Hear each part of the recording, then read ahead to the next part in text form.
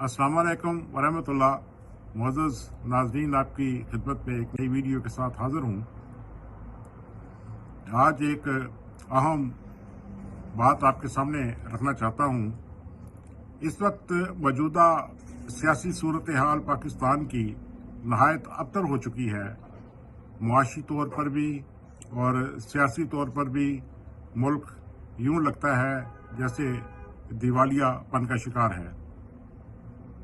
इसकी जब वजूहात पर थोड़ा सा गौर किया तो पता चला कि इस वक्त पाकिस्तान की 75 साल तारीख में पहली मरतबा हम अफवाज पाकिस्तान के अंदर एक ग्रुप बंदी दिखाई दे रही है, जिसकी वजह से सारे निज़ाम को यूँ लगता है जैसे दीमक लग गई है। इस वक्त आर्मी के अंदर जो दो ग्रुप हैं, उनमें से एक ग्रुप जो है वो जनाब इमरान खान साहिब की मदद कर रहा है और दूसरा ग्रुप जो है वो आसिम मुनीर साहब का, वो पीडीएम को सपोर्ट कर रहा है। और इस ग्रुप बंदी की वजह से जो आर्मी में हुई है, उस जो दिखाई दे रही है और नज़र आ रहा है, साफ दिखाई दे रहा है कि ये ग्रुप बंदी मौजूद है। इस वक्त सुप्रीम कोर्ट भी इस ग्रुप बंदी की वजह से एक तकसीम का शिकार है। वो ग्रुप जो इमरान खान साहब को सपोर्ट कर रहा है, उन्हीं के जज जो है बेंच का हिस्सा बनाए जा रहे हैं, और वो दूसरे ग्रुप के जो जज हैं जो उनको फॉलो करते हैं, दूसरे ग्रुप को, उनको बेंच का हिस्सा नहीं बनाया जा रहा, जिसकी वजह से अदलिया का निज़ाम मुकम्मल तौर पर बर्बाद हो चुका है, जिसकी वजह से हर कोई एक बेचैनी और इंतशार का शिकार दिखाई दे रहा है। इसी तरह जो जनरल आसिम मुनीर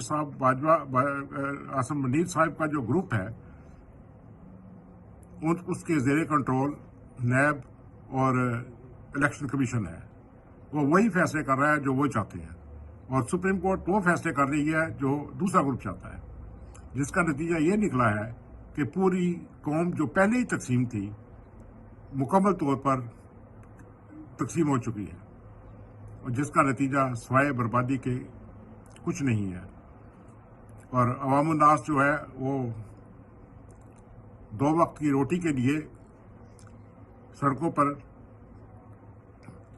रुल रही है, और ये कोई अच्छे साइन नहीं है। एक और अहम बात भी है, यूँ लगता है कि जैसे एक नई कुव्वत जो है, फौजी कुव्वत, वो पाकिस्तान पर दोबारा कब्जा करना चाहती है, और उसके लिए वो माहौल तैयार किया जा रहा है खाना जंगी वाला, जिसके नतीजे में कत्ल गारत हो, फसाद फैले, भूख फैले, जिसके नतीजे में फिर एक मौका मिले। अगर ऐसा ही है तो लग ये रहा है कि ये दो ग्रुप जो हैं, इन दोनों को काबू करना होगा, और इसके लिए देखते हैं वो कौन सा मर्द मुजाहिद होगा जो इन दोनों को कंट्रोल करे, और इसके साथ साथ सियासी पार्टियों को और इन इदारों को भी कंट्रोल करे। हमारी दुआ है कि किसी भी तरीके के साथ मुल्क के हालात ठीक हों और लोग अमन और शांति के साथ रहें। इसके अलावा खुशहाली उनके दामन में अल्लाह ताला डाल दे, जो बज़ाहिर बिल्कुल दिखाई नहीं दे रही।